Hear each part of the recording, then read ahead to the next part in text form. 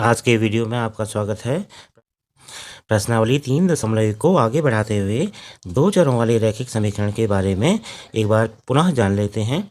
ऐसा समीकरण जिसको ax धन by धन c बराबर 0 के रूप में रखा जा सकता है, यानी ax धन by धन c बराबर 0 दो चरों वाले रैखिक समीकरण का व्यापक रूप है, जहां a, b और c तीनों वास्तविक संख्याएं हैं।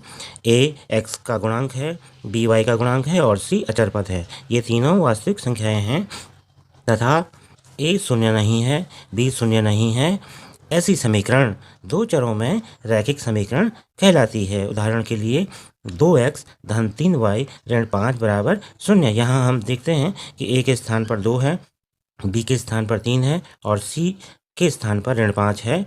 तो a, b और c तीनों वास्तविक संख्याएं हैं और a और b दोनों शून्य नहीं हैं। ज्यामितीय दृष्टि से रैखिक समीकरण का अर्थ: समीकरण का हल उसको निरूपित करने वाली रेखा पर स्थित एक बिंदु होता है। जब भी हम दो चरों वाले रैखिक समीकरण के हल का मतलब है x का मान और y का मान। दो चर हैं x और y, तो x का मान और y का मान ही समीकरण का हल होता है।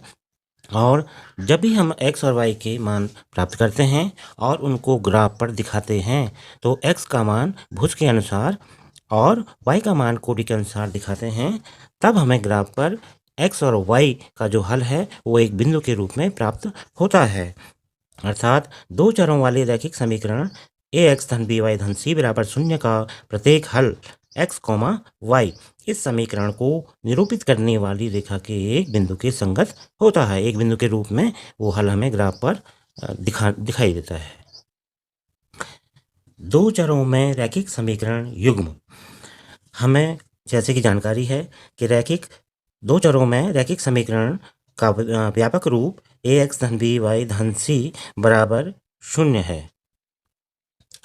और अगर हम इसका युग्म ले लें, युग्म का मतलब होता है जोड़ा।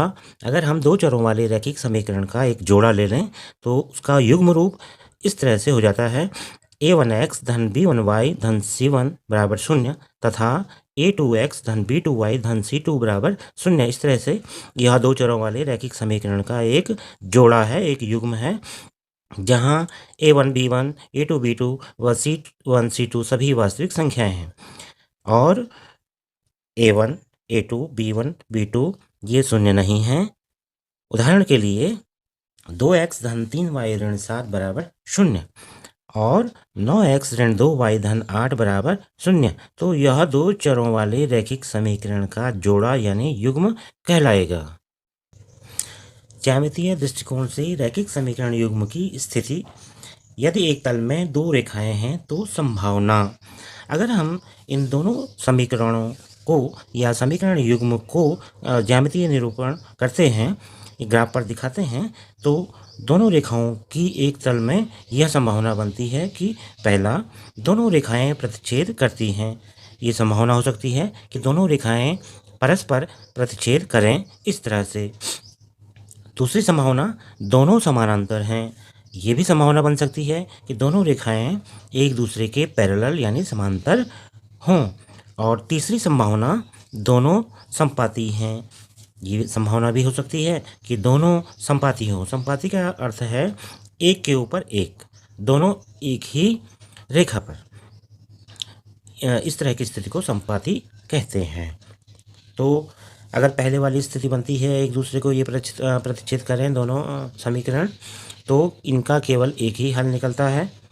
और अगर एक दूसरे के समानांतर हैं तो इनका कोई हल नहीं निकलता है। और अगर दोनों समपाती हैं, एक के ऊपर एक हैं, तो इनके अपरिमित रूप से अनेक हल निकलते हैं। दो चरों वाले रैखिक समीकरण युग्म के हल की विधियां इस तरह से हैं। पहली दो विधियां हैं ज्यामितीय विधि और बीजगणितीय विधि। या तो हम ज्यामितीय विधि से हल करते हैं या फिर बीजगणितीय विधि से हल करते हैं। और बीजगणितीय विधि के अंतर्गत भी तीन विधियां और हैं। उनमें प्रतिस्थापन विधि है पहली, विलोपन विधि है दूसरी और वज्र गुणन विधि है तीसरी। यदि हम बीजगणितीय मेथड से हल करेंगे तो एक विधि होती है प्रतिस्थापन, दूसरी होती है विलोपन और तीसरी होती है बाध्य गुणन विधि। इन तीन विधियों में से किसी भी विधि से हम दो चरों वाले रैखिक समीकरण युग्म को हल कर सकते हैं। इसके साथ ही यदि हम ज्यामितीय विधि से करें तो हमें समीकरणों के हल को ग्राफ पर निरूपित करना होता है।